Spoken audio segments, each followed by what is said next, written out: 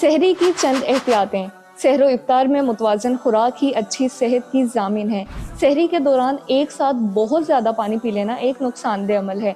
इस अमल से मैदा पानी से भर जाता है, जो अक्सर औक़ात वॉमिट का सबब बनता है। चीनी और मसनूई शक्कर से तैयारशुदा चीज़ों का ज़्यादा इस्तेमाल भी नुकसान पहुँचाता है।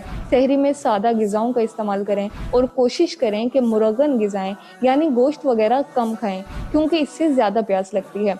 नमक का इस्तेमाल कम करें और गुर्दों वाले मरीज़ सहर व इफ्तार में पानी का इस्तेमाल ज़्यादा करें। ताहम डायलिसिस वाले अफराद अपने डॉक्टर की हिदायत के मुताबिक ही पानी इस्तेमाल करें और तली हुई अशिया से मुकम्मल परहेज़ करें, क्योंकि ये प्यास का सबब बनती हैं। और सहरी में रोगनी ग़िज़ाएँ बहुत ज़्यादा मिकदार में खा लेना खून में शुगर लेवल बढ़ाता है।